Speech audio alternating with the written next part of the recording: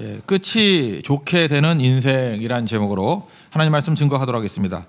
3차에 걸쳐서 바벨론 포로가 돌아왔다 그랬죠. 첫 번째 돌아왔던 사람의 지도자가 수룹바벨, 두 번째 돌아올 때 지도자가 에스라, 세 번째 돌아올 때 지도자가 느헤미야입니다. 즉 학개서 배경은 1차 귀한 자들에 대한 이야기입니다. 그러니까 순서를 아시겠죠. 1차 귀한 자 지도자가 수룹바벨인데 수룹바벨들이 해야 될 사명은 성전을 재건하시는 겁니다.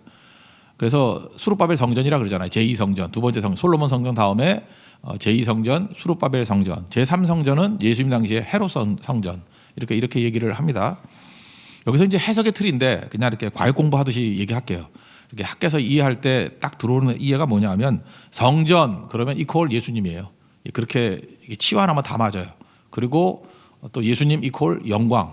그래서 여기서 성전이란 말이 나오거나 또는 뭐 영광이라는 말이 나올 때 그냥 다 예수님이다 이렇게 얘기를 하면 다 해석이 된다는 것입니다. 그게 제일 중요한 해석이라는 거예요. 그러니까 예수님을 영접하고 예수님을 나의 주인으로 영접했을 때 이런 모든 능력들이 나타나게 된다. 이게 2장의 해석이라는 것입니다. 그러므로 예수님은 성전이시다. 신약에서 맨날 강조하잖아요. 예수님은 성전이시다. 건물이 아니다. 그래서 외적 건물을 바라보면 안 되고 예수님의 임재가 있는 예수님 자체를 바라보는 예수님이 성전이라는 것을 바라봐야 된다. 그래서 신약에 나오는 그 성전론에 대해서 굉장히 중요한 게 학개서 2장의 말씀이라는 것입니다. 그러면 성전 대신 예수님을 영접하면 어떤 일이 벌어지느냐. 오늘 세 가지로 설명하면 첫째는 오늘 제목과 같아요. 끝이 좋은 사람이 된다는 것입니다. 1절부터 9절까지 내용입니다. 여러분 마지막이 다 중요하죠. 예수님 영접하면 마지막이 좋습니다. 아무리 어렵고 혼돈기가 온다 할지라도 예수님만 영접하면 마지막이 항상 승리로 끝나게 된다는 것입니다. 다름질을 하는 거 한번 보십시오. 앞에 잘 뛰면 뭐래요? 끝에 잘 뛰어야죠. 특별히 마라톤 같은 거 그 앞에 처음에 뛰는 거 별 관계 없죠. 마지막 35km 이상 됐을 때 막 순위가 바뀌고 그러지 않습니까? 축구도 마찬가지죠. 전반전에 잘 뛰면 뭐 할 거예요? 3대0으로 이기고 있다가 4대3으로 지는 거 많이 봤거든요. 후반전 끝에 잘 뛰어야 된다는 것입니다. 사도 바울은 전반기 잘 못 뛰었던 사람입니다. 핍박자였잖아요. 근데 후반기 너무 멋진 인생이었죠. 이유가 무엇입니까? 예수님 영접했기 때문에. 우리도 마찬가지입니다. 끝이 좋은 인생이 되기 위해서는 무조건 예수님 영접하면 예수님을 성전으로 삼으면 끝이 좋은 인생이 되게 된다라는 것입니다. 그리고 여기 이제 말씀 얘기가 쭉 나오는데 원래 1장 1절 같은 데 보면은 학개를 통해서 주신 하나님 말씀이 그 수룹바벨하고 여호수아에게만 임했습니다. 대제사장 여호수아에게만. 그런데 이 말씀을 계속 영접하니까 이제는 남은 백성에게도 증거되는 얘기가 나옵니다. 오늘 2장 2절을 한번 다 같이 읽겠습니다. 시작. 너는 스알델의 아들 유다 총족 수룹바벨과 여호사닥의 아들 대제사장 여호수아와 남은 백성에게 말하여 이르라. 그러니까 원래 두 사람한테만 얘기했었는데 이게 잘 받아들이고 영접하고 여호와를 경외하니까 그 1장 12절 보니까 여호와를 경외했다는 얘기가 나와요. 경외하니까 하나님이 남은 백성들에게도 직접 말씀을 주시더라는 것입니다. 이거 뭐 달란트 비유에도 맨날 나오는 얘기죠. 있는 자는 더 받아서 풍족하게 되고 없는 자는 있는 것까지도 빼앗기리라. 그러니까 하나님 말씀을 잘 깨닫기 위해서는 할 일이 뭐죠? 지극히 작은 하나님 말씀이라도 이렇게 아멘하고 영접하는 거예요. 그럼 그 다음에 또 말씀을 주셔요. 또 그것도 잘 받아들여서 순종하면 또 말씀을 주시고. 그러니까 뭐 한꺼번에 몽창 달라 그게 아니라는 거예요. 그냥 하나씩 순종하면 하나님이 항상 더 주신다는 거예요. 더 넓게 주신다는 것입니다. 그래서 말씀 앞에 순종이 그만큼 중요하다는 것입니다. 그래서 오늘 미랄 찬양 있죠. 생명이 또 다른 생명 낳고. 저는 이게 참 좋다고 생각해요. 생명이 생명 낳는 거예요. 순종이 또 다른 순종을 낳고 계속해서 순종하고 생명 붙들므로 말미암아 더 이렇게 넓어지는 더 재생산이 이루어지는 우리 하나님의 종 되기를 바랍니다. 최고의 저주는 뭡니까? 불임이라 그래 성경 불임. 그게 뭐예요? 생산 못한다는 거예요. 또 다른 생명을 낳지 못하는 거. 그걸 성경에서 굉장히 불임이라는 것으로 상징하거든요.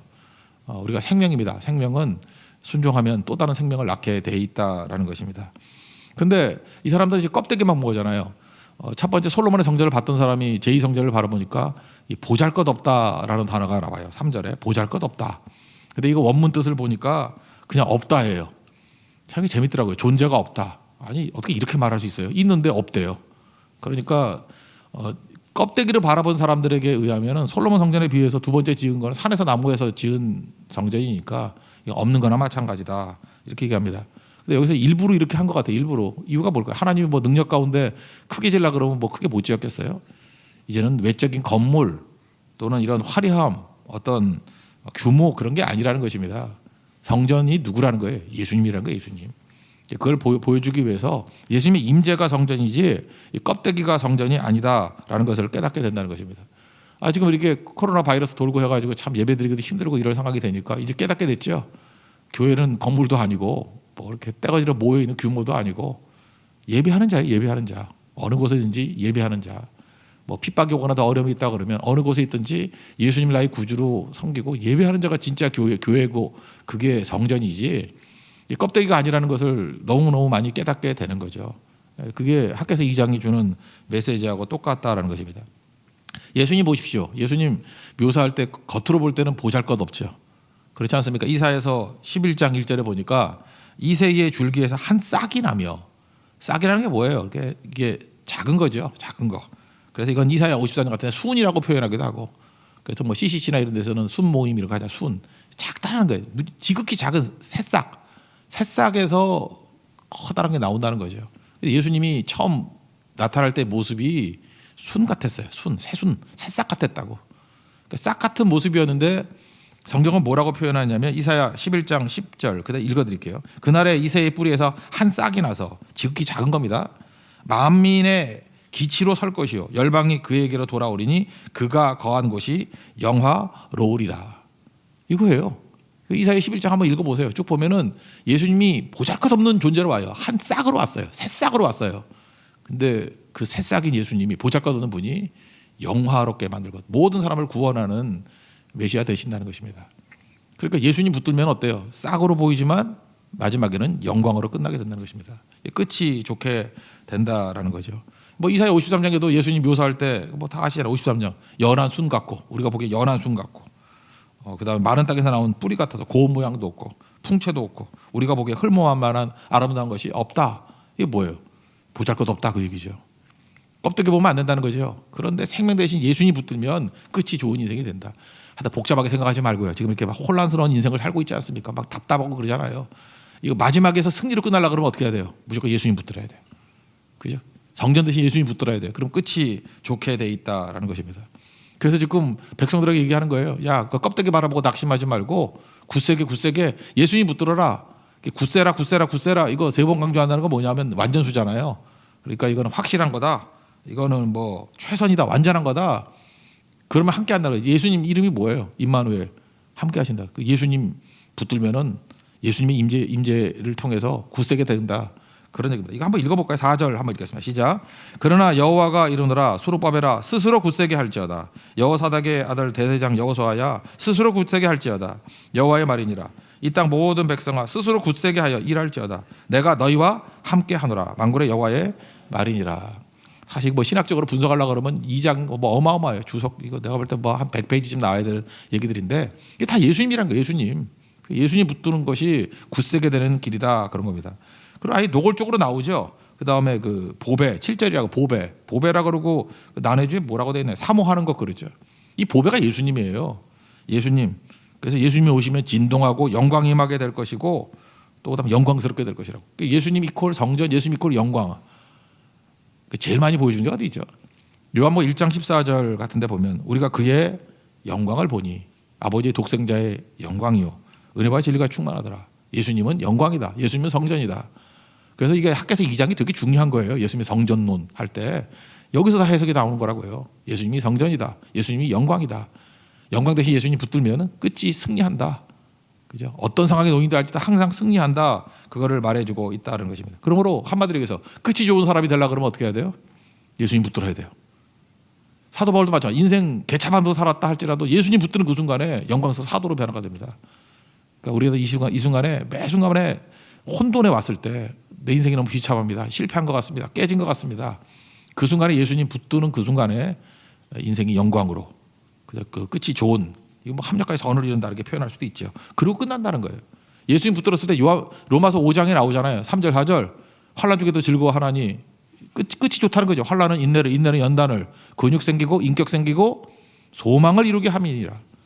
그러니까 예수님 붙들면은 환난으로 시작했지만 소망으로 끝난다는 거예요. 끝이 좋다는 거예요.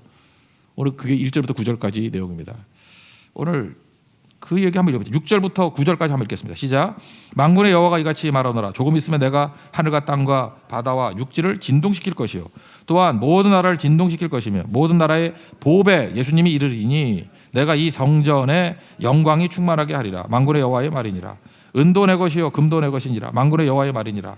이 성전의 나중 영광이 이전 영광보다 크리라.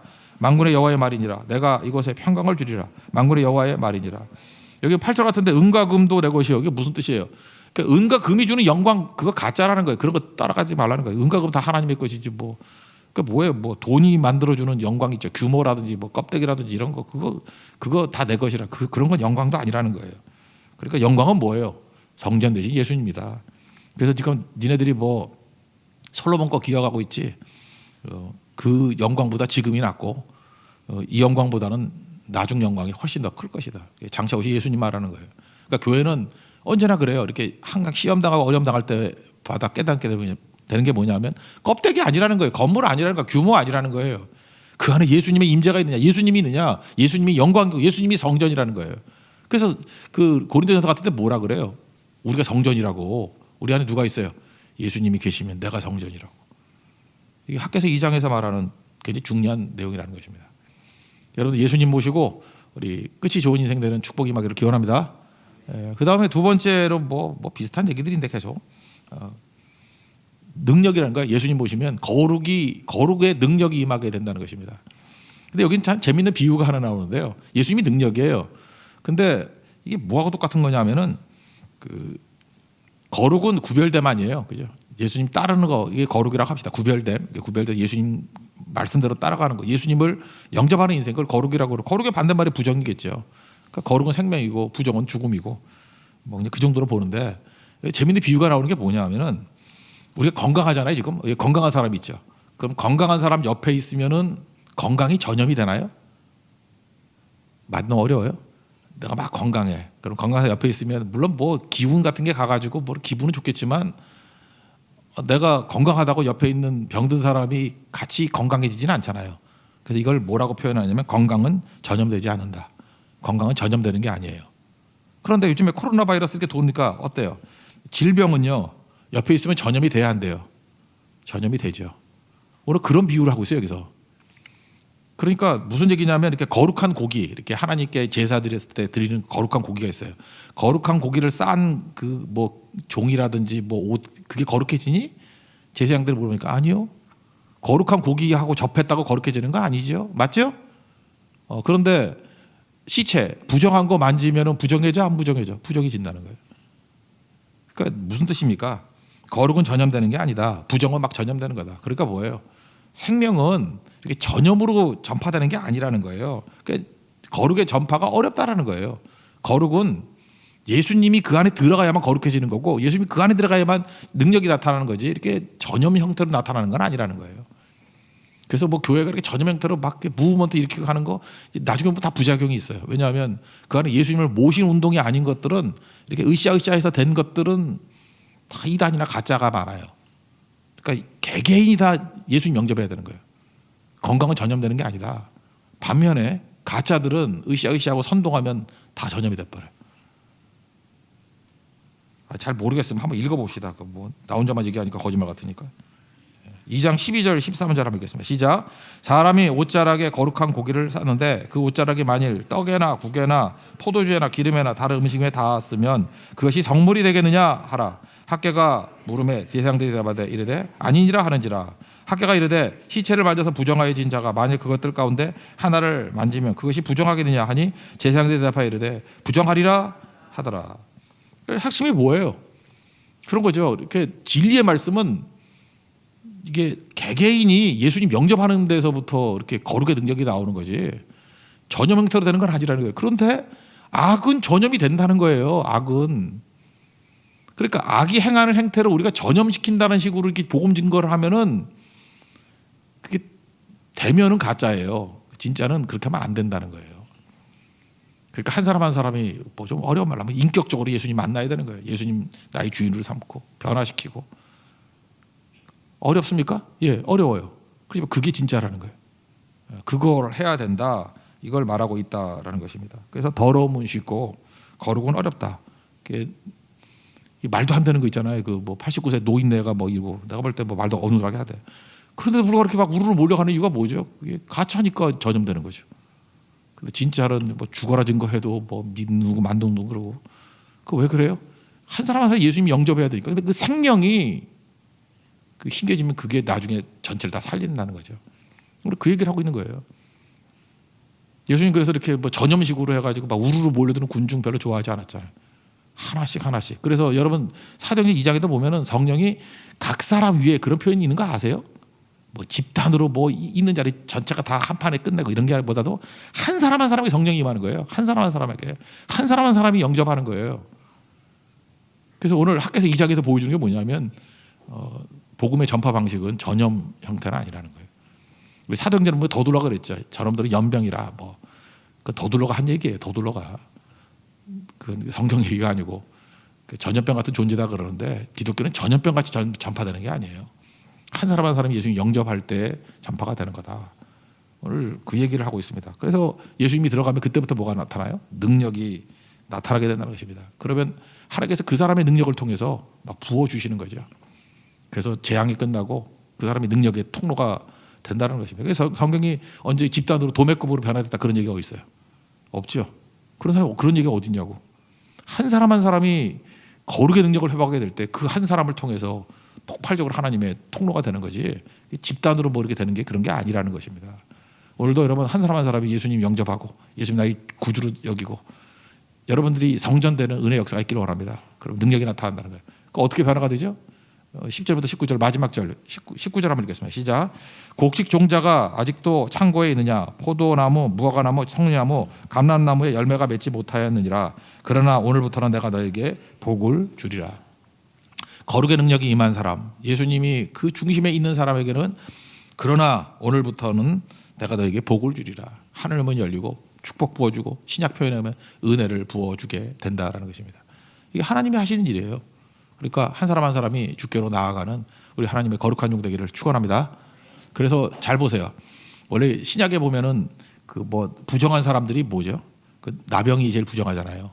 그 터치하면 돼요, 안 돼요? 터치하면은 같이 부정해지는 거죠.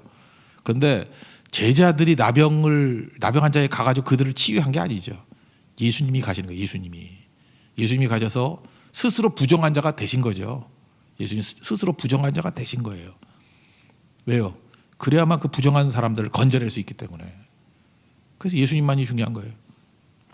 어떤 뭐 옛날에 이 말씀 듣고 어떤 꼬마애가 뭐 반장성어 나갔다며 뭐 라이벌들이 많았대요. 근데 어떻게 그 반장 됐냐 그랬더니 이 설교 말씀 듣고 나는 우리 반에 걸레가 되겠습니다. 그랬대요. 걸레가 되겠습니다. 그러니까 더러운 거 다 닦고 희생한다는 얘기죠. 예. 그래서 깨끗하게 만들겠습니다. 그 왜 그러냐면 그때 설교 제목이 걸레가 되신 예수님이거든요. 예수님이 친히 걸레가 되셔서 내려가셔서 닦아주고 품고 깨우치고 우리가 걸레가 되자 그 말은 맞지가 않아요. 우리는 걸레가 될 수가 없어요. 이미 걸레니까. 걸레가 뭐 걸레지 뭐. 우리도 이미 더럽잖아요. 근데 하나님의 아들이신 예수님이 친히 걸레가 되셔서 내려가신 거예요. 그래서 품어주셨죠. 그게 살 수 있는 유일한 길이라고. 그래서 이건 윤리적인 슬로건 갖고 되는 게 아니에요. 여러분 걸레 되는 거 아닙니다. 우리 이미 걸레예요. 우리가 뭘 증거해. 걸레지만 이 걸레 같은 나를 건져주셨던 그 예수님. 그죠? 예수님을 증거해야 돼요. 십자가가 예수님 스스로 걸레된 거 아니에요. 빌립보서 2장 5절이 그거 아니에요. 하나님의 본체신데 인간이 되고 죄인까지 낮아졌고 걸레됐다는 얘기 아니에요. 그래서 우리 죄를 사하셨다고. 그게 예수님입니다. 그래서 우리 죄를 사할 수 있는 능력은 예수밖에 없어요. 사람이 하는 거 아닙니다. 사람 백날 강조해봐요. 그래서 뭐 교회가 잠깐 사람 강조하고 뭐 사람이 위대하다 그러면 그 영광이 없어요. 하나도. 아무 일도 못해요. 그래가지고 뭐 전염성이 있다 그러면 그건 가짜고 이단을 사입이라 그러잖아. 비슷한데 아닌 거. 사입이. 그죠? 비슷한데 아닌 거. 잠깐 교회가 사입이성이 드러나면 안 돼요. 모든 인간은 다 사라져야 되고 오직 예수님의 능력. 예수의 거룩의 능력만이 우리를 이렇게 세울 수 있는 능력이 임하게 된다는 것입니다. 오늘도 예수님만 붙들 수 있는 믿음의 종 되기를 축원합니다.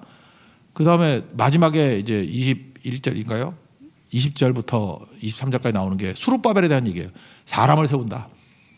예수님 붙들면 어떻게 되냐? 예수님은 사람을 세우시는 분이라는 것입니다. 수룹바벨을 세운다.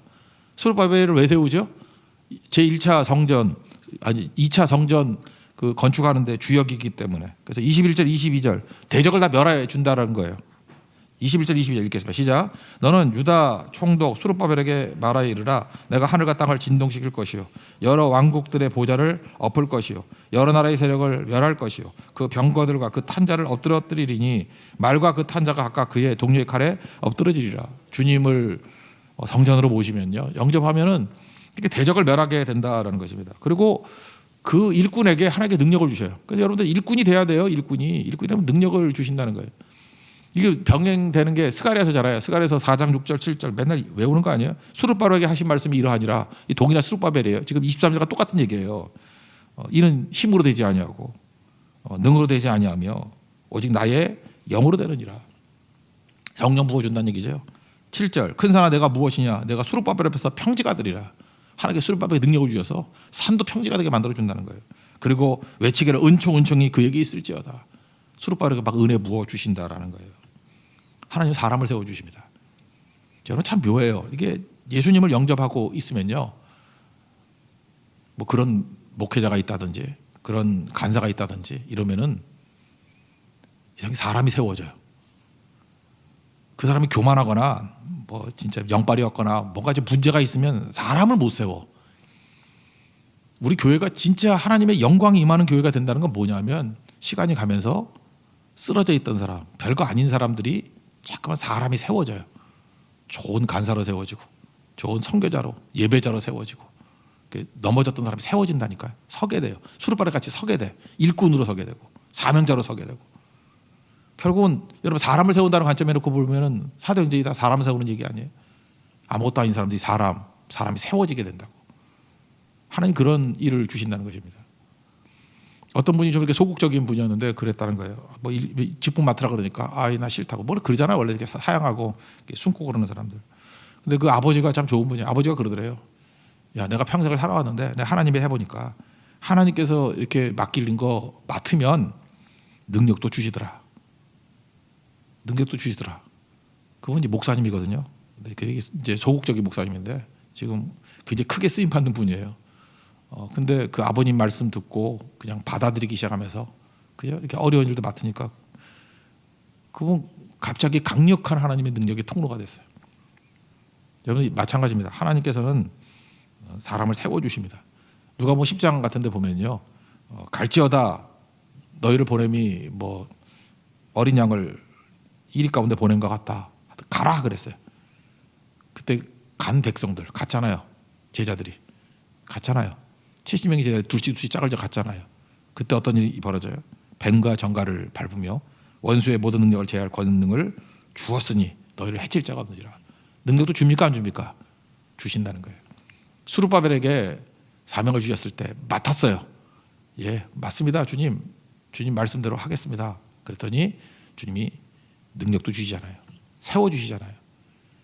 우리 교회가 예수님을 중심으로 모셔서 사람들이 세워지는 은혜의 역사가 있기를 원합니다. 그 얘기 마지막 읽고 마치겠습니다. 23절 읽겠습니다. 시작.